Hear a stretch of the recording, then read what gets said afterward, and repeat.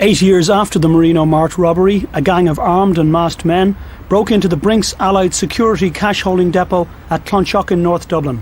This time, the loss was more than double that of Securicor's. £2.8 million in cash was driven away across the backfields and never recovered.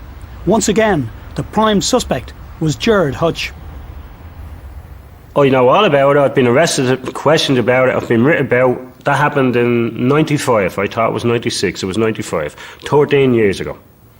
£2.8 million. Yeah. The biggest robbery in the history of the state at the time. Yeah. You say you know all about it. Tell us about it. I've read all about it in the newspapers. That's what I know about it. And any time it's written about, my photograph is thrown in. I was brought down to the station, arrested. Well, what was that like? Well, they interrogated me about the robbery. And I think they were satisfied it wasn't me, and they released me. I don't think they were satisfied it wasn't you. They released me at the end of the day. Well, they had to, because they had no evidence on you, because it was such a well-planned job. No, if you've no evidence on something, it's obviously you didn't do it. No, it's not obvious you didn't do it. You know, if everyone knows you've done it, like, everyone knows you've done it, there has to be stuff to back it up. Well, the main suspect was arrested following an exhaustive Garda inquiry and nothing of evidential value. When you go in and you have to, the very first thing that you have to tell a person who's been interviewed is you're not obliged to say anything unless you wish to do so, but anything you do say will be taken down and given in evidence. You're actually telling that person to stay quiet. And that's the reality of it. And is that what happened? That's basically what happened.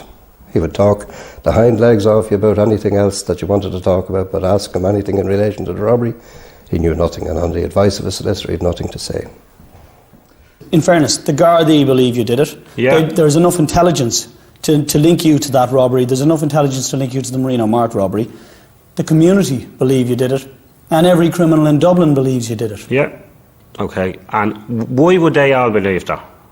Not the guards, every criminal and every people in the city. Because they read it in the paper. I'm beginning to believe I've done it myself from reading it in the paper. When you read these things every week after week, there must be no smoke without fire. It looks that way, it sounds that way. If it barks, it's a dog. I didn't do the robbery, you know. But why do you say that when you know you did and everybody else knows you did? No. I mean, the money that you made, the figures just don't add up. I mean, we've just gone into the Marino Mart one. Yeah. I mean, you know, the compensation claim, it doesn't really wash. It doesn't wash with you, it washes with me. Well, the evidence is there in the money and the figures that don't add up. Because one minute, you're a guy who has no money, who's grown up in poverty. Yeah.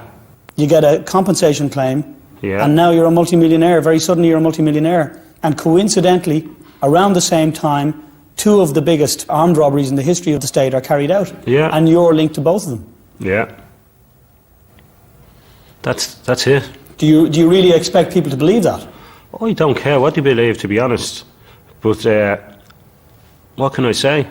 If everyone believes I done it, hands up. I didn't do it.